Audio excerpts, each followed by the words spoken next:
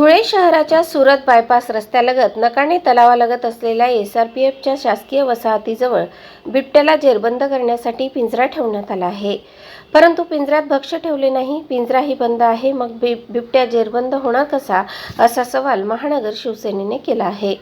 साक्री रस्त्यावरील SRPF camp परिसरातील शासकीय वसाहतीत बिबट्याचा मुक्त संचार असल्याची माहिती तेथील रहिवाशांनी शिवसैनिकांना दिली. त्यानुसार शिवसेनेने वनविभागाच्या अधिकाऱ्यांना निवेदन देऊन बिबट्या ज्या परिसरात दिसला त्या ठिकाणी पिंजरा हे नागरिकांशी जीवाशी खेळण्याचा प्रकार वन विभाग करते.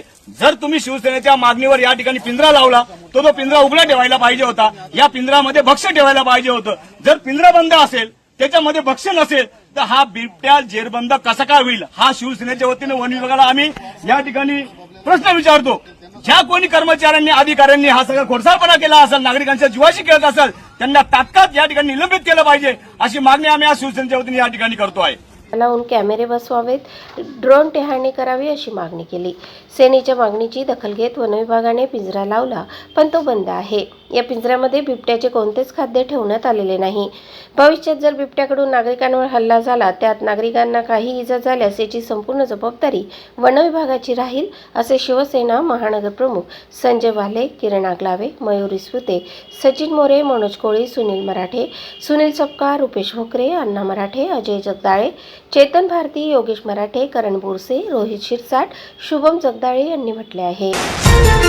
आज विधानसभेत धुळे शहराच्या प्रमुख समस्यांवर आमदार अनुभय अग्रवाल यांनी ठामपणे आवाज उठवत जलसंकट, कचरा व्यवस्थापन, अतिक्रमण आणि नागरिक सुरक्षेचे मुद्दे स्पष्टपणे मांडले. पावसाळ्यात टेकड्यांवरून शहरात साचणाऱ्या पाण्याला कारणीभूत ठरणारे बंद नाले आणि स्टॉर्म वॉटर योजनेची गरज त्यांनी तीव्रपणे उपस्थित केली.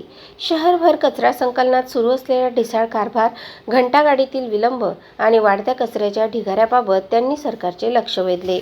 अध्यक्ष महोदय, बाब क्रमांक 434 शहराच्या कचऱ्याविषयीचा महत्त्वाचा मुद्दा. अध्यक्ष महोदय, धुळे शहरात आज कचरा संकलनाचा जरी टेंडर काढलेला आहे, तरी त्याला 5-5, 6-6 महिन्याचं पेमेंट आमची ड वर्ग महापालिका असल्या कारणाने दिलं जात नाही. अध्यक्ष महोदय, तरी शासनाने 15वा वित्त आयोगचा जो निधी देत होते, तो निधी तुरंत वितरित करावा, ही शासनाकडे माझी मागणी आहे. अध्यक्ष महोदय, त्याचप्रमाणे अध्यक्ष महोदय, महापालिकेच्या मालकीच्या ज्या जागा आहेत, जे भूखंड आहेत, त्या भूखंडावर अतिक्रमणित जे घरं झालेले आहेत ते तोडावे आणि त्या ठिकाणी रिटनिंग वॉल आणि वॉल कंपाऊंडसाठी शासनाने विशेष तरतूद करावी. अध्यक्ष महोदय, या जागांवर अक्षरशः दर्गा, मजार असे सर्व बांधून त्या ठिकाणी मोठ्या प्रमाणावर अतिक्रमण करण्यात येत आहे. अध्यक्ष महोदय, तरी हे काढून या ठिकाणी वॉल कंपाऊंडला निधी उपलब्ध करून द्यावी,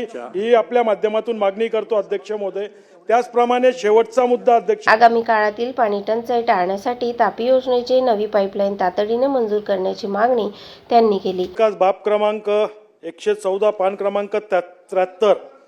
अध्यक्ष महोदय, धुळे शहर माझ्या मतदारसंघात देवपूर एक भाग आहे. त्या ठिकाणी मोठ्या प्रमाणावर पावसाळ्यात पाणी साचतं. परंतु अध्यक्ष महोदय, मार्चच्या अधिवेशनामध्ये मी हा मुद्दा मांडला होता का शुशी नाल्यावरचं अतिक्रमण काढावं.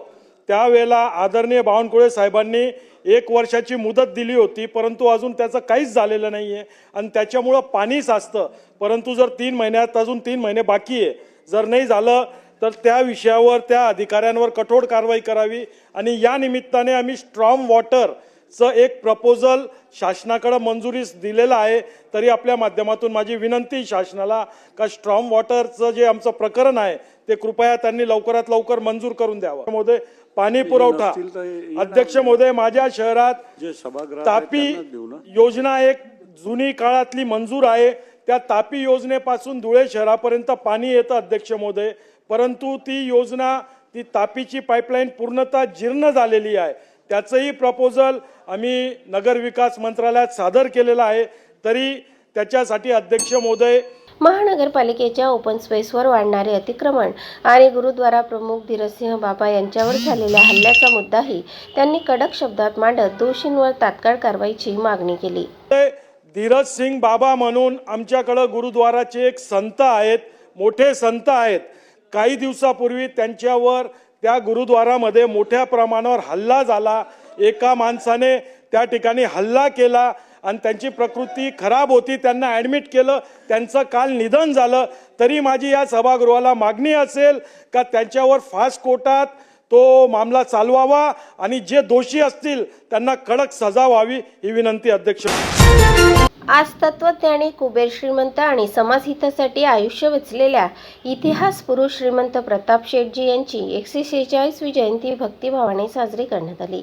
दारिद्र्यात जन्मूनही प्रखर जिद्द, संस्कार आणि आध्यात्मिक दृष्टिकोन यांच्या जोरावर राजस्थानातील मोतीलाल हे बालक खानदेशातील समाज जीवनाचे मार्गदर्शक प्रताप शेट म्हणून उदयास आले. कृषी आधारित वस्त्र उद्योग, अत्याधुनिक जिनिंग प्रोसेसिंग उद्योग उभारून त्यांनी शेतकरी आणि कामगारांना स्थिर उत्पन्नाचा नवा आधार दिला. शिक्षण क्षेत्रात प्रताप महाविद्यालय, ज्युनियर कॉलेज, डी फार्मसी, बी फार्मसी, BCA, MCA अशा संस्थांची उभारणी करून त्यांनी हजारो विद्यार्थ्यांना उज्ज्वल भविष्य दिले.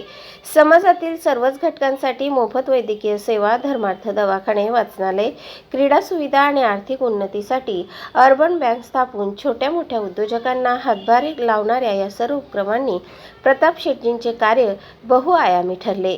समाजहित, अध्यात्म आणि कर्तृत्व यांचा संगम असलेल्या या महान व्यक्तिमत्वाच्या जयंतीनिमित्त मनोज पाटील, अजय केले, लालचंद सेनानी, कन्हैयालाल ठाकूर, प्रकाश माळी, पंकज मुंदडा, विनोद अग्रवाल, सोमचंद चंदनशिव, संजय चौधरी, प्रकाश सेनानी यांच्यासह नगरवासियांनी अभिवादन केले.